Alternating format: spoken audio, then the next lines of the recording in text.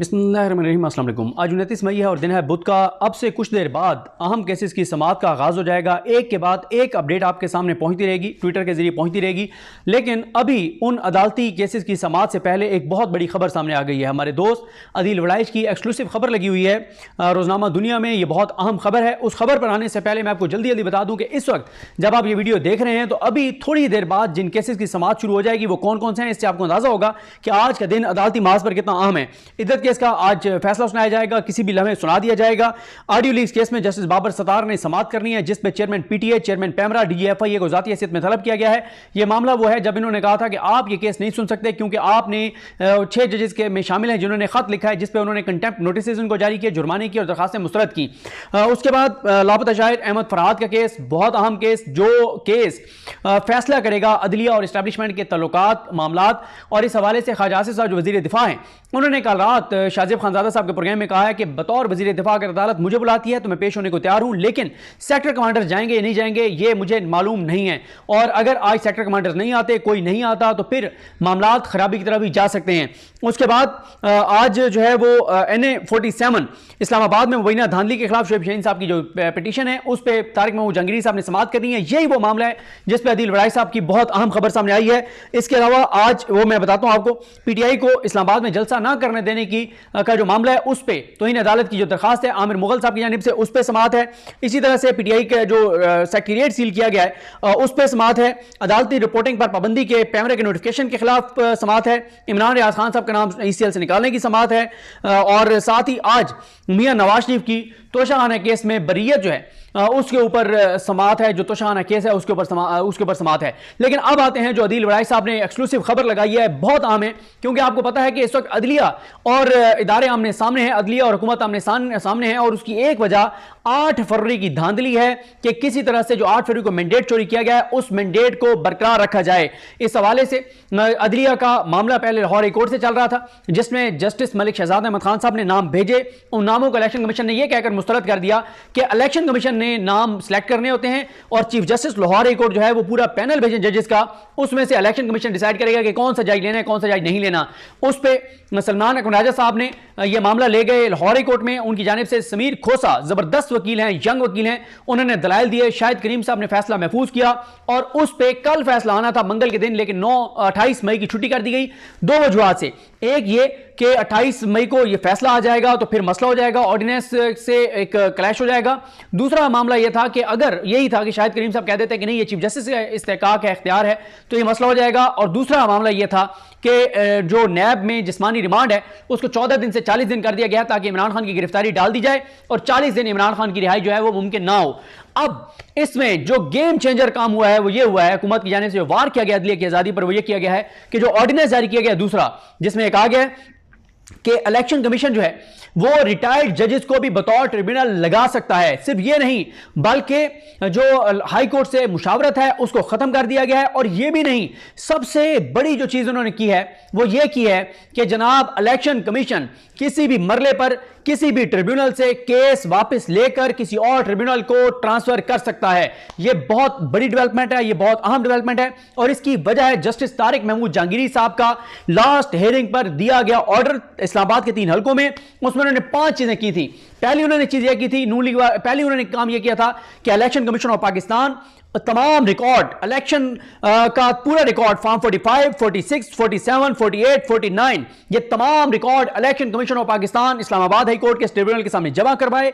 और साथ ही उन्होंने कहा था कि इस रिकॉर्ड के साथ एक बयान हल्फी दिया जाएगा और अगर यह बयान हल्फी झूठा साबित हुआ, इसमें जालसाजी हुई इस दस्तावेजात में, इस रिकॉर्ड में, तो बयान हल्फी देने वाला जेल जाएगा। इस पर बड़ी हलचल थी।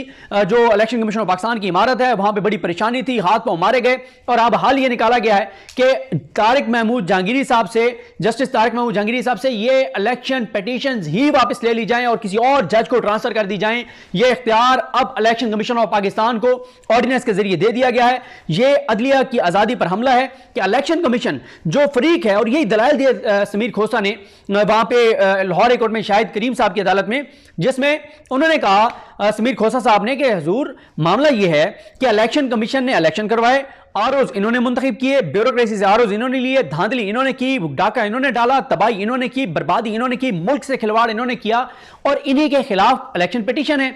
और इलेक्शन पिटीशन में यह कहा गया है, जितनी भी इलेक्शन पिटीशन है 180 इलेक्शन पिटीशन सिर्फ पंजाब में है कौमी और सूबाई असेंबली पे, जिनमें कहा गया है कि इलेक्शन कमीशन ने धांधली की है, इलेक्शन कमीशन ने इसका हिस्सा है और इलेक्शन कमीशन ने मिलकर वारदात डाली है और मैंडेट चोरी किया है। इलेक्शन कमीशन जिस पे ये इल्जाम है कि मुल्क के साथ, मुल्क के मुस्तकबिल के साथ खेला है इलेक्शन कमीशन, मुल्क की सलामती के साथ खेला है इलेक्शन कमीशन, मुल्क को तबाह और बर्बाद कर देने की का इसने ये खेल खेला है, मुल्क में आग लगा देने का इन्होंने खेल खेला इलेक्शन कमीशन ने धांधली करके। उस इलेक्शन कमीशन को अब हुकूमत ने, शहबाज शरीफ की हुकूमत ने आसिफ अली जरदारी की गैर मौजूदगी में कायम मकाम सदर यूसुफ रज़ा गिलानी के जरिए यह इख्तियार दे दिया है कि अब वो इलेक्शन कमीशन फैसला करेगा कि हमारे खिलाफ इलेक्शन पिटीशन कौन सा जज सुनेगा। रिटायर्ड जज लगाए जाएंगे, जिसमें खास तौर पर जस्टिस काजी फाइज साहब के जो दोस्त हैं जो रिटायर हो चुके हैं उनको सिलेक्ट किया जा रहा है। एक एक चुन चुन के जस्टिस काजी फाइज साहब के दोस्तों को लगाया जाएगा, लाखों करोड़ों रुपए उनको दिए जाएंगे, मरा दी जाएंगी, गाड़ियां दी जाएंगी, दफातर दिए जाएंगे, पैसा दिया जाएगा, प्रोटोकॉल दिया जाएगा, स्टाफ दिया जाएगा, घर दिए जाएंगे, सब कुछ उनको दिया जाएगा काजी फाइज साहब के दोस्तों को। उनको ट्रिब्यूनल के तौर पर लगाया जाएगा, रिटायर्ड जजेस को, और उनके जरिए पीटीआई की इलेक्शन पिटीशन मुस्तरद करवाई जाएंगी। नून लीग का मैंडेट जो चोरी शुदा है उसको बचाया जाएगा। ना सिर्फ यह बल्कि इलेक्शन कमीशन को इख्तियार दे दिया गया है कि इलेक्शन कमीशन किसी भी मरले पर, यानी अब ये जो तारिक महमूद जहांगीरी साहब के पास 3 हलकों का है 46, 47, 48, इलेक्शन कमीशन ये पिटीशन इनसे वापस ले लेगा, तारिक महमूद जहांगीरी साहब से, और किसी को भी दे देगा। क्योंकि तारिक महमूद जहांगीरी साहब ने एक ऑर्डर किया था कि पूरा रिकॉर्ड जमा करवाएं, दूसरा उन्होंने कहा था कि बयान हल्फी दें, तीसरा उन्होंने कहा था कि अगर नून लीग वाले ना आए तो एक्स पार्टी फैसला कर दिया जाएगा, इनकी गैर मौजूदगी में फैसला कर दिया जाएगा। चौथा उन्होंने कहा था कि अगर आरोज अगली समात पर ना आए तो इनके वारंट गिरफ्तारी जारी करूंगा, और साथ उन्होंने कहा था कि जो नहीं आ रहे उनके टीवी चैनल्स के ऊपर इश्तिहारात चलवाए जाएं, उनके इश्तिहारात चलाए जाएं और उनको हर सूरत में पेश करवाया जाए। और साथ उन्होंने सबसे अहम जो बात की थी, जिस वजह से इनकी कांपें टांग गई थी, जिस वजह से बहुत परेशान थे, उसमें तारिक महमूद जहांगीरी साहब ने कहा था कि इनका फोरेंसिक हम बैरून मुल्क से भी करवा सकते हैं। और आपको यह भी बता दूं कि तहरीक इंसाफ ने इस हवाले से बहुत अहम तहरीक इंसाफ ने तैयारी की हुई थी।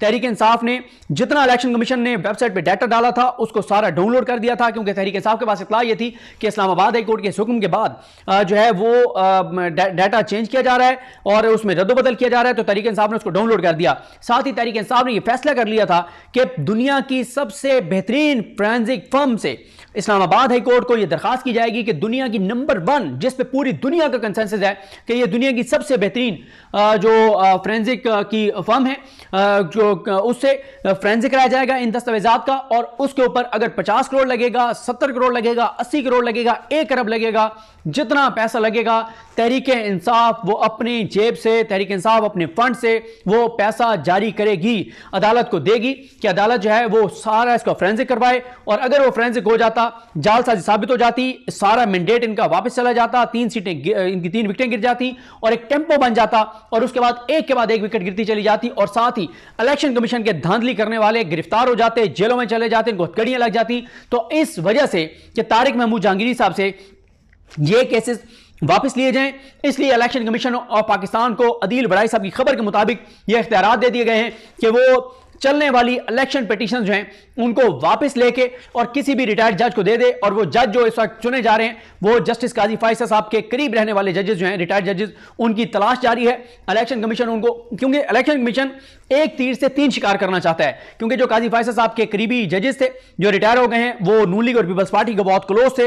एक तो नून लीग और पीपल्स पार्टी राजी हो जाएंगे, दूसरा नून लीग और पीपल्स पार्टी का मैंडेट भी बच जाएगा चोरी जो उन्होंने किया है, और तीसरा यह है कि काजी साहब को भी हुकूमत यह समझती है, इलेक्शन कमीशन समझता है कि ओबलाइज कर दिया जाएगा कि देखें हमने आपके दोस्तों को इतनी भारी तनख्वाहों पर जो है वो लगा दिया है। तो यह भी एक हुकूमत इस तरह से सोच रही है। तो अब यह एक बहुत बड़ी डेवलपमेंट हुई है, बहुत बड़ी डेवलपमेंट हुई है। अब से तकरीबन 2.5 घंटे बाद समाअत होने जा रही है, और उस समाअत में देखना है कि तारिक महमूद जहांगीरी साहब के सामने यह नुक्ता, यह पॉइंट रखा जाता है या नहीं रखा जाता, और इस पे तहरीक इंसाफ को फौरी तौर पे इसको चैलेंज करना होगा। अब यह भी तहरीक इंसाफ के लिए एक मसला है कि इसको चैलेंज करें तो कहां करें, इस ऑर्डिनेंस को लाहौर हाई कोर्ट में करें या इस्लामाबाद हाई कोर्ट में करें। इस्लामाबाद हाई कोर्ट में करेंगे तो आमिर फारूक साहब अपने पास लगा लेंगे, कई माह तक इसको लटकाएंगे। लाहौर हाई कोर्ट में लेके जाते हैं तो फौरन लेके जाना पड़ेगा जब तक मलिक शहजाद साहब बैठे हैं, क्योंकि मलिक शहजाद साहब 7 जून के बाद काजी साहब का प्लान है कि उनको सुप्रीम कोर्ट ले आए, वो सुप्रीम कोर्ट आ जाएंगे, फिर उधर कोई और चाबी वाला खिलौना अगर बिठा दिया जाता है चीफ जस्टिस की कुर्सी पर, तो तो फिर वही हालत होगी जो इस्लामाबाद हाई कोर्ट में होगी।